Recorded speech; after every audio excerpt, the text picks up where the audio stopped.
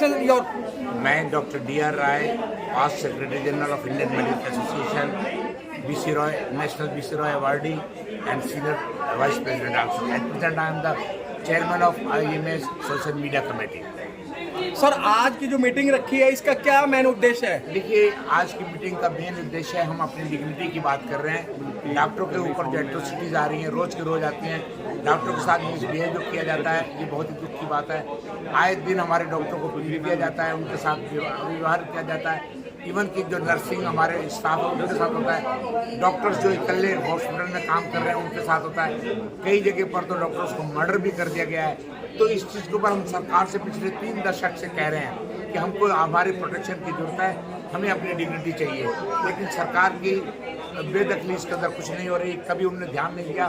तो सिर्फ सरकार को ये बताना चाहते हैं कि आप अब जब तक डॉक्टरों को पूरा सिक्योरिटी प्रूफ जब एटमॉस्फेयर नहीं देंगे तो डॉक्टर कैसे करेंगे। और सबसे बड़ी दुख की बात क्या है कि अगर देखिए कोई भी व्यक्ति आता है, उसका जब दिन पूरे हो जाते हैं चला जाता है, लेकिन जब घर में कोई व्यक्ति मर जाता है तो लोग कहते हैं भगवान की इच्छा थी, चलो चला गया। और अस्पताल में मरता हुआ आदमी व्यक्ति मर जाता है तो ब्लेम आता है कि डॉक्टर ने मार दिया है। ये धारणा को बदलने की बहुत जरूरत है। तो सरकार जब तक एक स्ट्रॉन्ग कानून लेके नहीं आएगी तो हम नहीं समझते कि हमें कुछ उसका सफलता मिलेगी। हम सरकार को यही बताना चाहते हैं कि हम लोग सर, क्या आपको लगता है ये जो चीजें हो रही है इसमें जो है असुविधा की कमी है, इस वजह से भी होती है सब चीजें? देखिए, अगर आप उसको एनालाइज करने की कोशिश करें तो बिल्कुल ठीक कह रही हैं। आज जितना डॉक्टरों के ऊपर बोझ है, एक डॉक्टर को 150, 200 पेशेंट देखने पड़ते हैं, किस प्रकार से जस्टिफाई करेगा।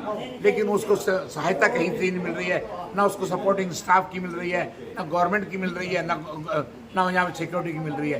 तो सरकार अपनी जिम्मेदारियाँ से भागकर सारी जिम्मेदारी ब्लेम सिर्फ डॉक्टर को करना चाहती है। देखिए, हमारे सरकार के अंदर ये कहा गया कि जब तक आप परमानेंट डॉक्टर नहीं देंगे, आप देख लीजिए, आप लोग सब जानते हैं इस वक्त सरकार कॉन्ट्रेक्चुअल बेसिस पे अपॉइंटमेंट दे रही है, सरकार एडहॉक पे दे रही है, रेगुलर अपॉइंटमेंट भी देने को तैयार नहीं। लेकिन सरकार हमसे सेवाएं रेगुलर से भी ज़्यादा लेना चाहती है।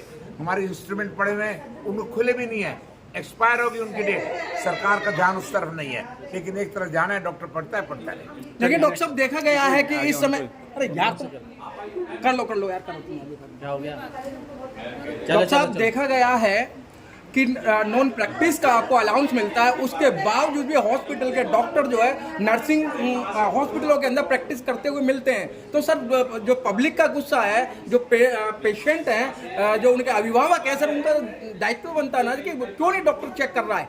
देखिए, आप जो कह रहे हैं हम इस चीज़ को मानते हैं कि हमारे यहाँ जिसको कहते हैं ना ब्लैक शीप, कुछ डॉक्टर इस प्रकार की बातें करते होंगे, लेकिन मेजॉरिटी में कह रहा हूँ हमने ये प्रोफेशन अपनी इच्छा से लिया, हमारे ऊपर थोपा नहीं गया है। I always say this provision we are taken as a choice, not as a compulsion, and we are committed to give the services on the humanity to all the patient. अगर 1-2 लोग ऐसे हैं, उनका दोष सारी कम्युनिटी को आप नहीं डाल सकते।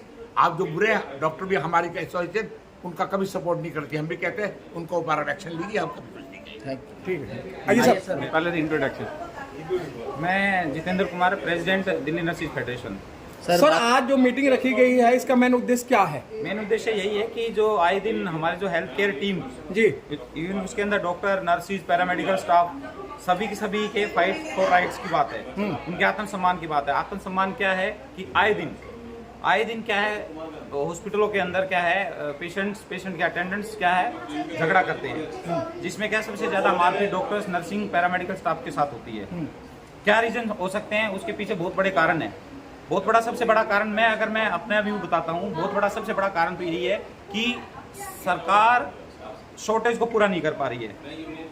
शॉर्टेज क्या है? स्टाफ की शॉर्टेज, हेल्थ केयर टीम की शॉर्टेज इतने बड़े लेवल पे है जिसके कारण पेशेंट का अटेंडेंट झगड़ा करता है। मैं जहाँ तक समझता हूँ, क्योंकि अगर एक सफिशिएंट डॉक्टर्स हों, सफिशिएंट नर्सिंग स्टाफ हो, सफिशिएंट पैरामेडिकल्स हो, ये सारी चीज़ें हों, तो मेरे हिसाब से शायद क्या झगड़ा 90% खत्म हो सकता है। क्योंकि पेशेंट्स के अटेंडेंट और पेशेंट्स इतना फ्रस्ट्रेट हो जाते हैं उस भीड़ को देखकर।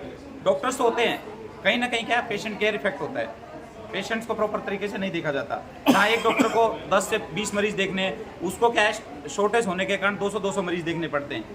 डॉक्टर्स का भी उसमें फॉल्ट नहीं है, क्योंकि उसको उतने ही टाइम के अंदर 200 मरीज को देखना है। किसी पेशेंट को सेटिस्फेक्शन होती है, किसी को नहीं होती है। इसी तरह नर्सिंग स्टाफ की बात करूं, नर्सिंग स्टाफ दिल्ली सरकार के सभी अस्पतालों में इतने बड़े लेवल पर शॉर्टेज है, इतने बड़े लेवल पर शॉर्टेज है कि अगर मैं अलग अलग हॉस्पिटल्स की बात करूं तो कम से कम आज दिल्ली सरकार के अंदर 5000 नर्सिस और दिल्ली सरकार के अंदर चाहिए, अगर एक सफिशिएंट केयर चाहिए तो पेशेंट की। हमारे जरिए क्या मांग रखना चाहेंगे सरकार से? मांग यही है कि भाई सबसे पहले मांग यही है कि जो झगड़े का कारण है वो है स्टाफ को बढ़ाना, उसके अंदर डॉक्टर्स की पोस्टिंग प्रॉपर की जाए, डॉक्टर्स की भर्तियां की जाए, नर्सिंग स्टाफ की प्रॉपर जितनी भी रिक्वायरमेंट्स है उसको पूरा किया जाए, पैरामेडिकल स्टाफ की बाकायदा टेक्नीशियंस की भर्तियां टाइम से की जाए।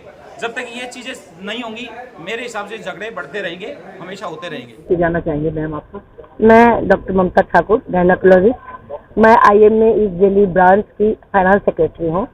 मैम यदि बात करी जाए आज JTB अस्पताल में एक मीटिंग का आयोजन किया गया है, क्या इस मीटिंग का उद्देश्य है और आखिरकार क्यों ये प्रदर्शन डॉक्टर करना चाहते हैं? मेन उद्देश्य तो ये है कि हम सब डॉक्टर्स काफ़ी जानते हैं, जैसे कि मैं गायनेकोलॉजिस्ट हूँ, कभी भी एक डिलीवरी के लिए भागना पड़ता है। जो हॉस्पिटल में काम कर रहे हैं 24 आवर्स काम करते हैं ड्यूटी पे, बिना खाए पिए, न टाइम लंच के लिए है न डिनर के लिए, किसी चीज़ के लिए नहीं है। अब 24 आवर्स पेशेंट के लिए काम करते हो, उनको बचाने के लिए कैसे सुरक्षित रहेंगे। उसके बाद आपको कोई मार के चला जाता है, कोई गाली दे के चला जाता है। तो हम कब से सोच रहे हैं कि सरकार सोचे हमारे बारे में। जिस कोरोना के टाइम में डॉक्टर्स भगवान की तरह काम किया रहा दिन, हमारे कितने डॉक्टर्स एक्सपायर हो गए हैं। उसके बाद हमें कुछ सम्मान नहीं मिलता, इतना तक नहीं मिलता है कि हमारी इतनी इज्जत की जाए, हमारी सुरक्षा के लिए गार्ड रखा जाए या कुछ ऐसा व्यवस्था किया जाए। क्या सरकार को ये देखना नहीं पड़ रहा है कि हर जगह डॉक्टर्स के साथ क्या हो रहा है? डॉक्टर्स हेल्थ केयर जो है हमारे, चाहे डॉक्टर्स हो, नर्सिंग स्टाफ हो, ये हेल्थ केयर से सारे रिलेटेड लोग जब काम करते हैं अब उनकी सुरक्षा बहुत जरूरी है। अब हमें ये फील होने लगा है कि हमारे लिए कोई नहीं, हमें कोई नहीं पूछ रहा। हम सुबह से शाम तक काम करते हैं और हमारी अपेक्षा की जाती है। तो हम इसीलिए इस प्रदर्शन पे टैलेंट मार्च पे जा रहे हैं कि हमारी सुनी जाए, हमें भी अपनी इज्जत चाहिए। क्या कुछ कहना है मैम हमारे माध्यम से सरकार तक हम आपकी बात पहुंचा सकें? सरकार तक आपके माध्यम से ये कहना चाहती हूँ कि आपसे गुजारिश है, जो सेंट्रल गवर्नमेंट है या दिल्ली गवर्नमेंट है, कि हम डॉक्टर्स को कहते हैं भगवान। हम हर परेशानी में पेशेंट के साथ होते हैं, चाहे सरकारी अस्पताल हो, प्राइवेट हो, जो भी सेक्टर, सुपर स्पेशलिटी हॉस्पिटल हो, कहीं भी रहते हैं। लेकिन जब हमारे पर परेशानी होती है और हम मार खा के ब्लीडिंग में और जब FIR के लिए जाते हैं तो हमारा कोई FIR नहीं करता है। कहीं पे किसी काम के लिए जाए हमें एक पूछता तक नहीं, हमें एक बैठने के लिए नहीं बोला जाता है। ऐसी अवहेलना हमारे साथ क्यों होती है? हम भी इसी काम के हैं, हमारा प्रोफेशन ऐसा है इसमें सबसे ज़्यादा मेहनत करनी पड़ती है 24 आवर्स। उसके बाद भी हमें इज्जत क्यों नहीं दी जाती है? कोरोना के टाइम में इतने लोग एक्सपायर हुए, हमारे लिए एक बिल भी बनी वायलेंस के अगेंस्ट, लेकिन वो फिर पारित नहीं हो पाई, वो अभी तक ठंडे बस्ते में पड़ी हुई है। बस हम यही चाहते हैं सरकार से।